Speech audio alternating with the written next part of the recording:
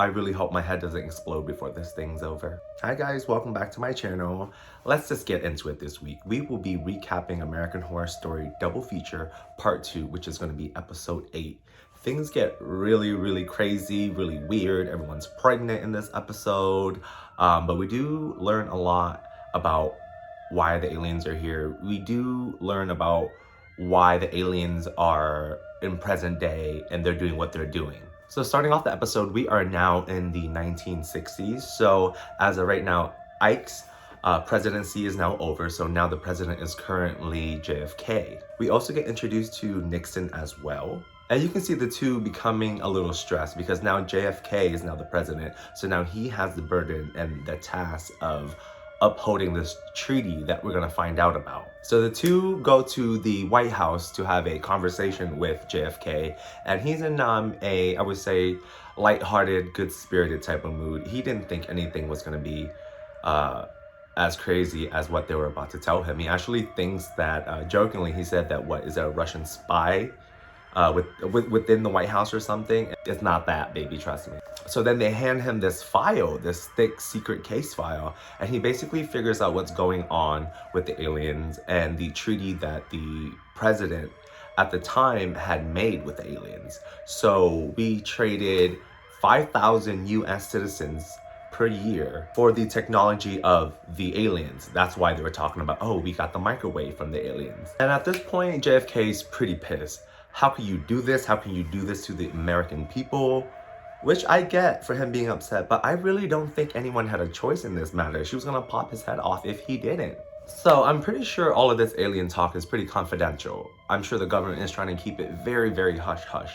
So of course the president JFK tells Marilyn Monroe. Of course this is actual historic event. They were a thing. And he's asking her, why is she not freaked out about all this? And little did he know, when she was young, she actually had an alien encounter herself with this really weird, creepy teddy bear with the big bug eyes. Ugh.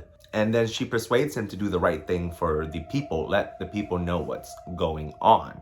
And in the midst of all of this happening, Ike's wife, Mammy, is very pro-alien, let's say. She's pretty team alien. JFK is going to blow the whistle on this whole alien exchange. I should say human exchange. So then this is where part true history and American Horror Story history kind of bind together. So as Ike and Mammy are eating their new alien TV dinners that they cooked in their alien microwave, they see that JFK has been assassinated.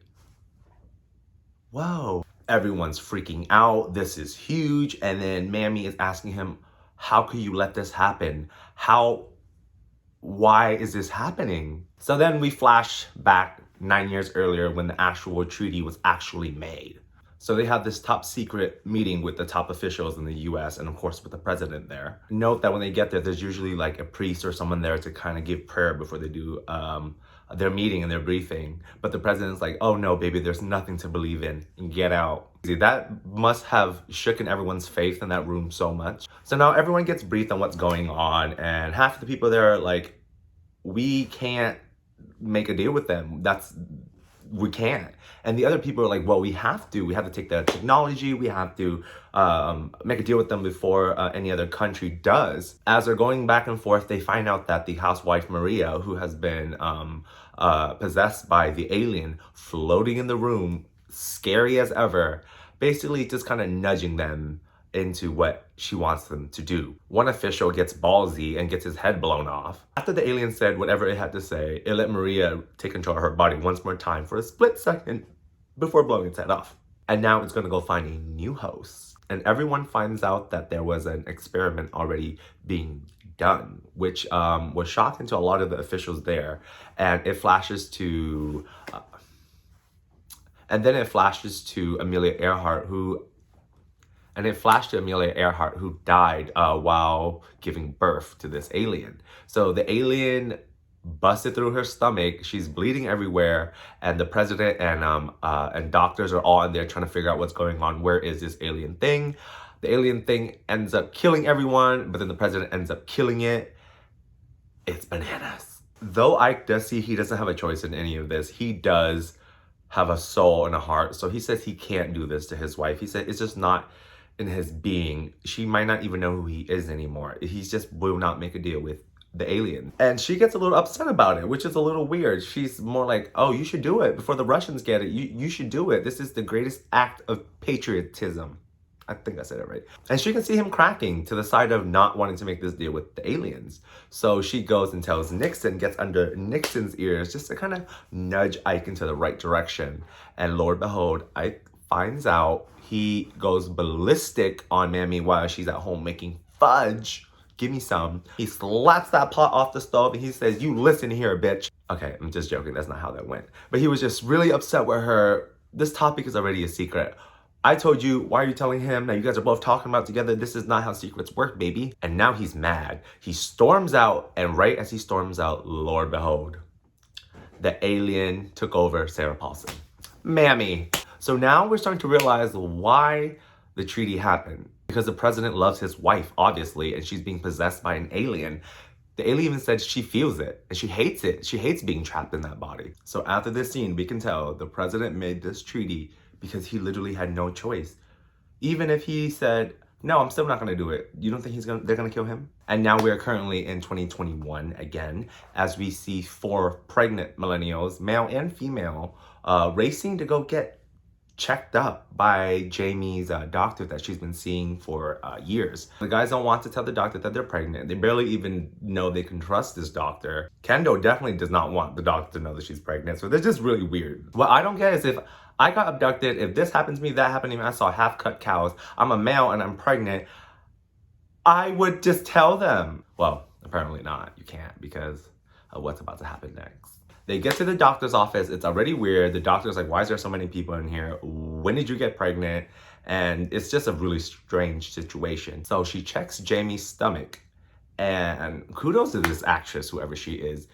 I have never seen an actress portray fear like that, looking at a monitor, ever in my life. She was just...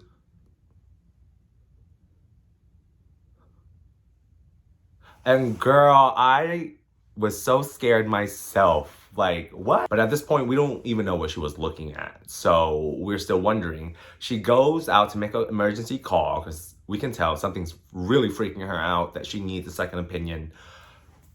And then that's when Troy gets on, and then Kendall does the whole see-through baby thingy, I don't know. And then she sees, well, first let me tell you what I saw. I saw an alien flicking off the camera. But what she saw was probably just an alien, and she was really, really scared. Then all of a sudden, this black van pulls up. These guys that look like they work for the goddamn mafia just come in. He talks to the doctor, makes sure that she hasn't told anyone else what's going on or what she's seen yet. He shoots her so she doesn't talk anymore or tell anyone what she saw today. And then they go ahead and abduct the 4. So I'm assuming these people work for the alien/government. So we're now in this kind of futuristic blue tone space agey type of room, and everyone's kind of just floating and with wires connected to them. Everyone's pregnant. So these people are part of the 5,000 people that the treaty included. Kendall is awake and she is greeted by this really ominous, scary looking, kind of looks like Predator, to be honest. I'm not sorry, not Predator, alien. You know, it's the same speech. Oh my God, why are you doing this? This is not the way. Like, how is this gonna help Earth? Blah, blah, blah, blah, blah. The alien's like, bitch, we're not trying to help out Earth. We are trying to make a hybrid with humans and aliens so our species can survive, baby girl. This has nothing to do with you. We can give a damn about your people. Your people suck. Your people have been letting this planet die. We're here to save the planet and save ourselves. So you guys can... So then she puts this ooky spooky spell in her. And then she waves her magic jazz hands over her head, and then she falls asleep. And then the next scene, we're in this white heaven cafeteria room. Okay, Ryan Murphy, I'll go with it. It's whatever. And we finally meet Calico. Calico is sitting there having a conversation with Steve Jobs, which is pretty cool because Steve Jobs was like the godfather of technology, and the aliens giving us technology. That's kind of cool how that works out. I hope they talk more about Steve Jobs. Nice guy, just can't dress for shit. So Kendall is sitting alone right next to Calico and Steve Jobs, and then finally the other 3 rendezvous with her and finally find her again. She's okay for now. Everyone's just freaking out. Where are they? What's going on? How is the baby gonna come out of all of them? And then Calico moves over just to, you know, help them feel better.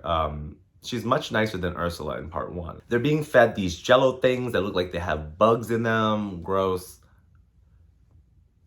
They want real food. Unfortunately, that's not real food. That's what Calico said. They haven't had real food since the 70s. So as Troy's sitting here just thinking about the aliens is doing whatever they want with the humans and then they're gonna let them go back. And I don't think that's the case. And then he gets a little crazy, and then the guard comes over and tells him to take this. He gets belligerent, and then this is probably the start of his downfall. This is when he gets taken to the operating room. So he keeps asking, how is this gonna come out of me? What's gonna happen? Blah, blah, blah, blah, blah. And then the alien finally shows itself. It has one big lopsided eye to its left side, blinking with the little eyelashes, freaking me out. So it's literally a half hybrid, half human, half alien. And oh my God, what an ending. What an ending. Angela Ross did that. All right, guys, thank you so much for tuning in again. That was really fun. I hope to see you guys again for my next episode of American Horror Story Recap, which will be episode 9, the episode we get Cody Fern in. So I can't wait. So until next time, bye.